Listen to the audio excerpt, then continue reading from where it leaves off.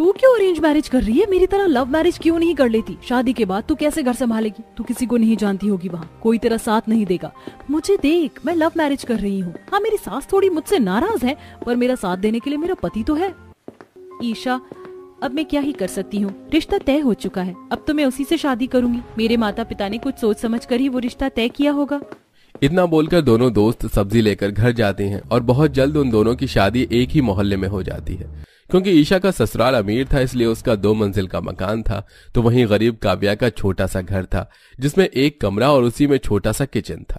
शादी के बाद दोनों ही सहेलियों के एक साथ पहली रसोई होती है। माँ जी, आज मैंने पहली रसोई में दाल मखनी, नान, कढ़ाई और पनीर बनाया है। इतने आइटम बना लिए तो एक खीर भी बना लेती। माँ बाप ने सिखाया नहीं कि पहली रसोई में मीठा बनाना जरूरी होता है? माँ, आप तो बेकार ही नाराज हो गई। आपको तो शुगर है, आप तो वैसे भी मीठी चीज खा ही नहीं पाती, इसलिए मैंने ही ईशा को मना किया था कि मीठे में कुछ नहीं बनाए। और आपने भी तो उसे कुछ नहीं बताया था। अगर आप उसे कुछ बता देती तो वो शुगर फ्री आपके लिए खीर बना देती। क्यों ईशा? ईशा की तरफ से सूरज को बोलता देख आशा मुंह बना लेती है और अपनी बहू के हाथ में शगुन के तौर पर सोने का हार पकड़ाकर अपने कमरे में चली जाती है। ये देख ईशा बहुत खुश होती है और वो हार दिखाने के लिए एक थाल में थोड़ा सा खाना निकालकर सीढ़ियों से नीचे उतरकर अपनी गरीब दोस्त काव्या के घर जाती है, जहां पूरा गरीब परिवार नीचे चटाई बिछाकर खाना खा रहा था और पूजा खाने के पतीले लिए बैठी थी। बहू, खाना तो तुमने सच में बहुत अच्छा बनाया है। ये लो मेरी तरफ से 100 रुपए, तुम्हारी पहली रसोई का इनाम। और मेरी तरफ से 151 रुपए। माफ करना, लगता है मैं गलत समय पर आ गई। बेटा, तुम तो हमारी बहू की दोस्त हो ना, तुम दोनों की शादी तो एक साथ ही हुई थी। आओ बैठो, तुम दोनों बातें करो, हमारा खाना बस हो गया, हम वैसे भी बाहर ही जा रहे हैं। ईशा को देख पूरा परिवार खाना खत्म करके बाहर चला जाता है और दोनों दोस्त बैठकर बातें करती हैं। देख, आज मैंने खाने में क्या क्या बनाया, सोचा थोड़ा सा तुझे भी दे दूं। और ये हार देख रही है मेरे गले में, ये मेरी सास ने मुझे मेरी पहली रसोई में दिया है। अच्छा लग रहा है ना? इसीलिए कह रही थी मैं तुझे कि तू भी लव मैरिज कर ले। पता है तुझे, आज मेरी सास थोड़ी सी मुझ पर नाराज हुई तो सूरज ने मेरा साथ दिया। देखना, तू इसी तरह धीरे धीरे सूरज का साथ पाकर मैं अपनी सास की नाराजगी भी खत्म कर दूंगी। ये तो बहुत अच्छी बात है ईशा कि सूरज तेरे साथ है। वो सब तो ठीक है, पर मुझे तेरे लिए बहुत बुरा लग रहा है। भला पहली रसोई में नई बहू को 100 रुपए कौन देता है? और तेरे पति ने भी कुछ नहीं बोला? ऐसा नहीं है ईशा, उनसे जितना हो सका उन्होंने मुझे दिया, मैं खुश हूँ।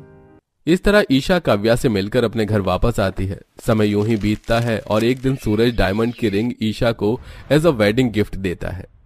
कैसी लगी ये डायमंड रिंग? ये तो बहुत प्यारी है, मैं अभी अपनी दोस्त को दिखाकर आती हूँ। अपनी वेडिंग गिफ्ट देखकर ईशा बहुत खुश होती है और एक बार फिर अपनी दोस्त को जलाने के लिए सीढ़ियों से उतरकर नीचे अपनी गरीब दोस्त के घर जाती है। जानती है, ये डायमंड रिंग, ये वेडिंग गिफ्ट है, सूरज ने दिया है मुझे। तेरे पति ने क्या दिया, दिखा मुझे। उन्होंने तो सिर्फ मुझे ये चांदी की बिछिया दी है और मुझे उनका ये तोहफा भी बहुत पसंद आया। सच में काव्या, तेरा कुछ नहीं हो सकता, इसीलिए कहती थी लव मैरिज कर। पति साथ रहेगा तो सब मिलेगा। देख मैं कितनी खुश हूँ, शादी के बाद सूरज मेरा बहुत ख्याल रखते हैं। ईशा, ऐसा नहीं है, दिवाकर भी मेरा बहुत ख्याल रखते हैं। हाँ, वो तो दिख रहा है। अच्छा, अब मैं चलती हूँ, शाम हो रही है, मेरी सास को 7 बजे से पहले खाना खाना होता है। इतना बोलकर ईशा अपने घर जाती है और 7 बजे से पहले खाना बनाकर अपनी सास को देती है। पर फिर भी आशा खुश नहीं होती। समय यूं ही बीतता है और एक दिन अपनी सास को खुश करने के लिए ईशा अपनी सास के लिए बड़ी मुश्किलों से छत पर चूल्हे की रोटी और उड़द की दाल बनाती है, पर उससे वो खाना नहीं बन पाता और आशा मौके का फायदा उठाकर सूरज के कान भरने लगती है।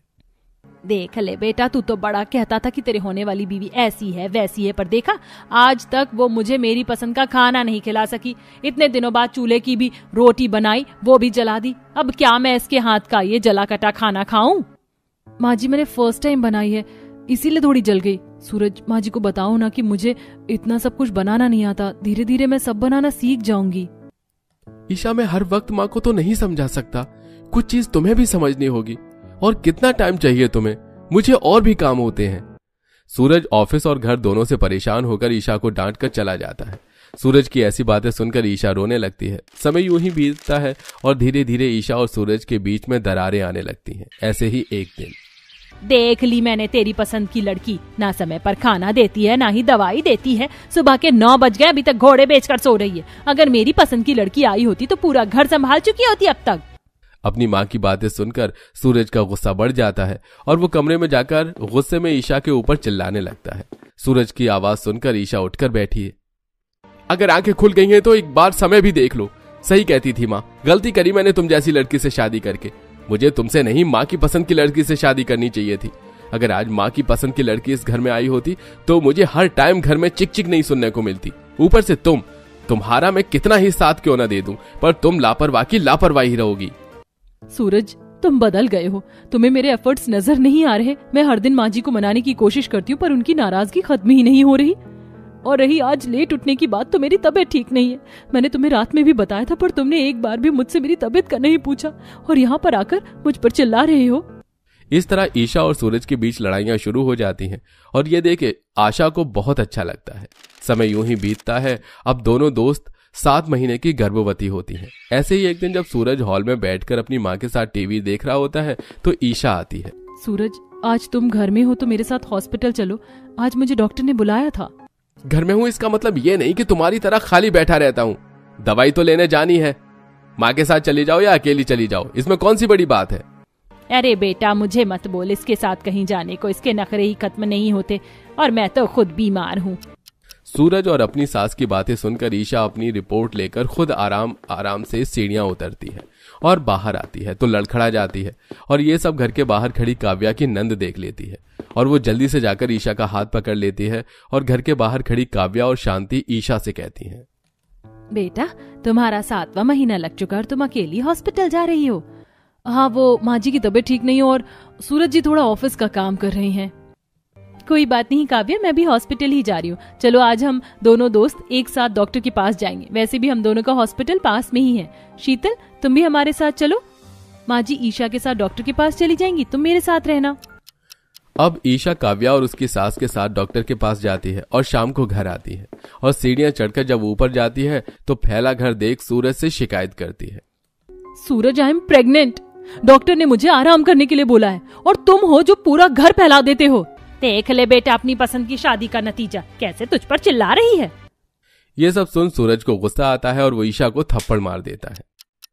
हाँ, मैंने घर फैलाया है और अगर मैंने फैलाया है तो इसे तुम ही ठीक करोगी, क्योंकि यही तुम्हारा काम है, समझी। सूरज ईशा पर पहली बार हाथ उठाकर अपनी माँ के साथ बाहर चला जाता है। बेचारी ईशा अपने कमरे की खिड़की पर खड़ी होकर रोने लगती है और उसकी नजर अपनी गरीब दोस्त पर पड़ती है जहां सभी रिपोर्ट देखकर काफी खुश होते हैं। चलो सब कुछ ठीक है बहू, तुम बस आराम करना। भाभी, अब बस आप आराम करना। मैंने, पापा ने, भैया ने और माँ ने हमारे काम बांट लिए हैं। मेरी गरीब दोस्त कितनी खुश है, उसका फैसला बिल्कुल सही था। इस तरह ईशा अब काफी डिप्रेशन में रहने लगती है। अब उससे कोई काम नहीं होता। ऐसे ही एक दिन जब ईशा रसोई में खाना बना रही होती है तो उसे उल्टी होने लगती है और उसकी उल्टियां आशा साफ करते हुए अपने बेटे को भड़काती है। देख रहा है बेटा, घर में बहू आती है तो सास का ख्याल रखती है, पर मुझे तेरी बीवी की उल्टियां साफ करनी पड़ रही हैं। माँ जी, आप मेरे पति के कान क्यों भर रही हैं? आप जानती हैं मैं प्रेग्नेंट हूँ। ऐसी हालत में अगर आप लोग मेरा ख्याल नहीं रखेंगे तो कौन रखेगा? ईशा की बात सुनकर सूरज को गुस्सा आता है और वो एक बार फिर ईशा को मारता है। मेरी माँ से तुम जुबान चला रही हो? शादी से पहले तो तुमने बड़े वादे किए थे, मेरी माँ को अपनी माँ की तरह रखोगी, और अब मेरे ही सामने मेरी माँ को उल्टा जवाब दे रही हो। उस दिन अपने पति का एक और थप्पड़ खाकर ईशा रोती हुई सीढ़ियां उतर कर अपनी दोस्त के घर जाती है, जहां वो देखती है कि काव्या बेड पर लेटी आराम कर रही है। उसके नंद उसके पैर दबा रही है, सास बच्चे के लिए कपड़े सिल रही है, तो वहीं ससुर और पति खाना बना रहे हैं। अरे बेटी, तुम आओ बैठो, तुम भी गर्भवती हो, आराम कर लो। मैंने काव्या के लिए पोषक हरी सब्जियां बनाई हैं, साथ में सूप भी है। बस रोटी बन गई, तुम दोनों सहेलियां आराम से खाना। अरे बेटा जल्दी रोटी बेलना, ये सिक गई। ईशा कुछ कह पाती इससे पहले ही उसके पेट में दर्द होने लगता है और वो वहीं पर बेहोश हो जाती है। ये देख शीतल भागती हुई ईशा के घर जाती है और दरवाजा पीटती है, पर आशा के घर का दरवाजा खुद खोलती है और ना सूरज को खोलने देती है। गुस्से में घर से गई थी ना, अब बाहर ही रहने दे उसे कुछ देर। दरवाजा न खोलने पर शीतल अपने घर जाती है और विनोद अपनी फैमिली के साथ ईशा को अस्पताल ले जाता है, पर डॉक्टर ईशा के बच्चे को नहीं बचा पाता। और कुछ देर बाद जब सूरज और आशा को इस बारे में पता चलता है तो वो रोते हुए अस्पताल आते हैं और ईशा से माफी मांगते हैं। अब क्यों माफी मांग रहे हैं आप?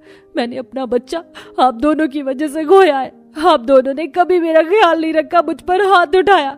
आप लोगों की वजह से मैं डिप्रेशन में चली गई और आज मैंने अपने बच्चे को खो दिया।